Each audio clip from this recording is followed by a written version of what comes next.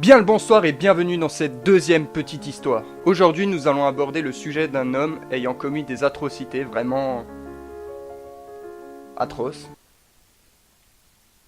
C'était vraiment dans le script ça. Qu'il en inspira même le film Psychose d'Alfred Hitchcock et même Massacre à la tronçonneuse de Tobe Hooper. Deux films aujourd'hui cultes en 2018, mais qui est l'homme qui a inspiré tout ça? Qu'est-ce qu'il a bien pu faire de si horrible pour inspirer deux classiques du film d'horreur? C'est ce que nous allons voir aujourd'hui. Mesdames, mesdemoiselles, messieurs, ouvrez grand vos oreilles, car aujourd'hui nous allons parler de Ed Gein.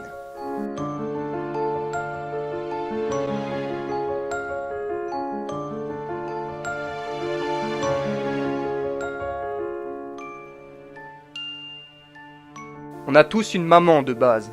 C'est quelque chose que je vous apprends pas. Et on a tous une relation différente avec celle-ci. Mais il s'avère que parfois, cette relation n'est ni bonne ni mauvaise.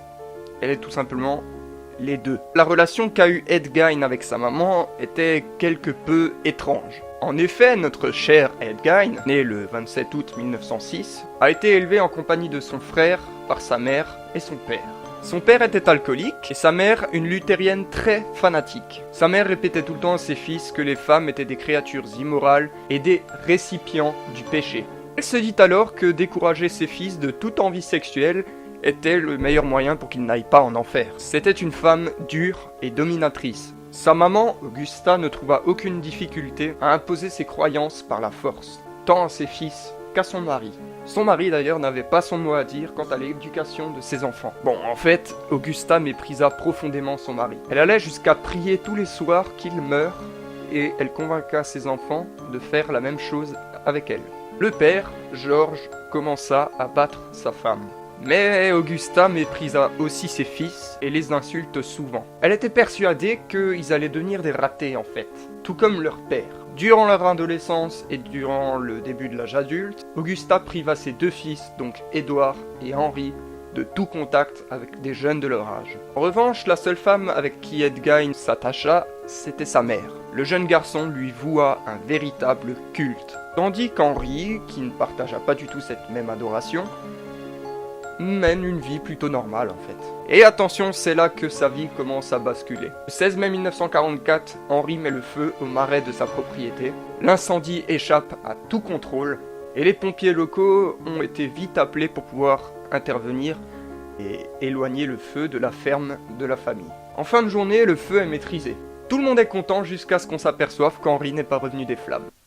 Un groupe part à sa recherche avec des lanternes et des lampes de poche, et après plusieurs heures, on retrouve enfin le cadavre d'Henry. Il était couché face contre terre sur la plaine brûlée.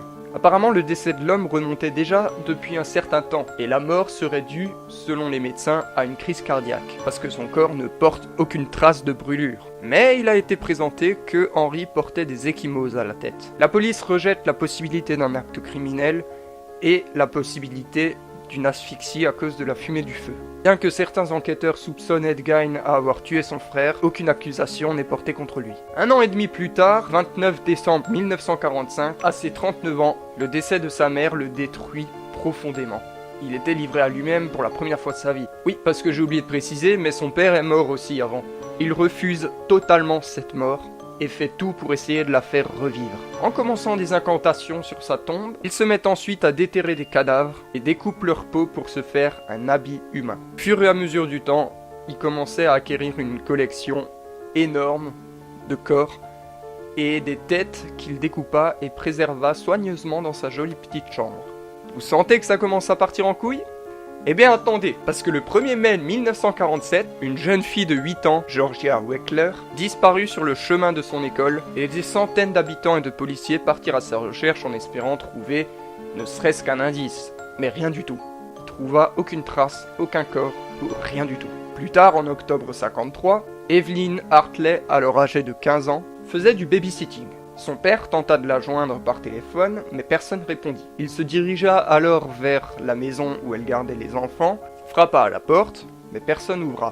Donc il décida de rejoindre une fenêtre pour voir éventuellement quelque chose, et effectivement, il voit une seule chaussure de sa fille et sa paire de lunettes. Je sais pas vous, mais ça sent la merde. Toutes les portes et fenêtres étaient fermées, sauf celle de la cave, qui elle était tachée de sang.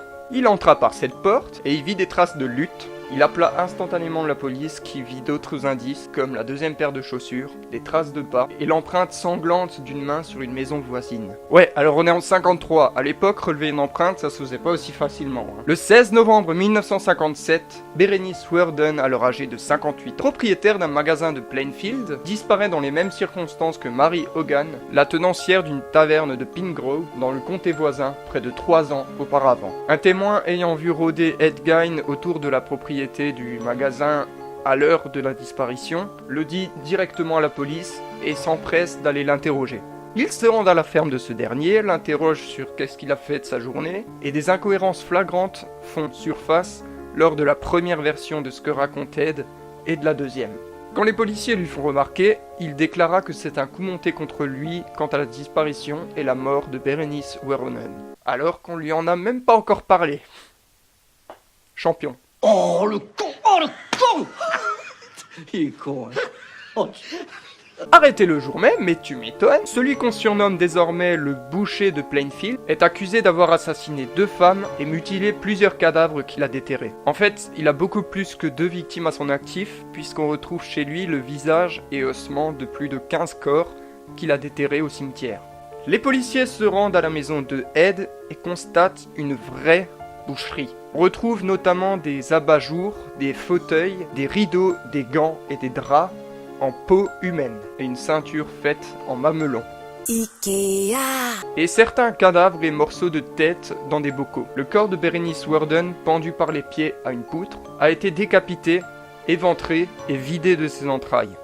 Alors, petit truc à savoir, c'est qu'au départ, les policiers pensaient que c'était un renne, parce qu'ils ont l'habitude de voir ça avec tous les chasseurs du village. Mais non, c'était la vieille. On retrouve également la tête de Mary Hogan dans un sac papier. Alors attention, seule la cave et la cuisine étaient en bordel. Sinon, tout le reste de la maison était impeccablement bien rangé, mais poussiéreuse. Mais son procès est limité par un souci d'économie. En effet, le comté du Woshara, dont dépendait Plainfield, n'était pas hyper riche et ne pouvait donc pas s'offrir un procès à plusieurs millions de dollars. Même s'il est dit tueur en série nécrophile, il n'a finalement que 2 victimes à son actif. Du moins, il avoua que 2 victimes, prétendant pour les 13 autres femmes qu'il s'agit que de vols de cadavres. Le district Hawthorne refuse cependant d'ouvrir les tombes pour vérifier, tout simplement pour pas traumatiser les familles des victimes. Il continua de nier le meurtre de Mary Hogan, même si on retrouva sa tête dans un sac plastique dans sa cuisine. Le mec, il est vraiment pas futé, hein. Lors de son procès, Ed ne montra strictement aucune émotion, aucun remords. Au contraire, il était même joyeux par moments. En fait, il se rendait même pas compte de l'énormité de ses actes. Le 22 novembre 1957 s'ouvre enfin son procès. Plaidant la folie, le district Hawthorne accepte l'ouverture de 2 tombes et s'avère vide. Les experts psychiatres, pour calmer les esprits, estiment qu'un procès n'est possible que dans quelques années en constatant l'évolution psychologique de Ed. 10 ans plus tard, en novembre 68, la justice décide enfin qu'Ed est sain d'esprit. Non, je suis désolé, il n'est pas sain d'esprit. Et peut enfin être jugé. Les preuves étaient nombreuses, et il ne faut qu'une semaine pour boucler le procès et obtenir un verdict. Gein est déclaré coupable de meurtre avec préméditation, et lors du 3e procès, il est déclaré non coupable, car mentalement irresponsable, et finalement acquitté. Il est interné dans un hôpital psychiatrique pour psychotiques criminels, dans l'hôpital central d'État situé au sein de la prison de Dodge, et on lui diagnostiquera une schizophrénie. En 78, Gein est transféré au service de gériatrie de l'Institut de santé mentale. Il y meurt en 84 d'une insuffisance respiratoire, à l'âge de 77 ans. Voilà, donc c'est la fin de cette nouvelle petite histoire, j'espère qu'elle vous aura plu. Si c'est le cas, n'hésitez pas à me le dire dans les commentaires en vous abonnant, en mettant la cloche. Et si vous avez des idées d'histoire, n'hésitez pas à me le dire dans les commentaires, je me ferai un réel régal à lire tout ça. En attendant, on se retrouve dans une prochaine vidéo. Ciao tout le monde, à la prochaine.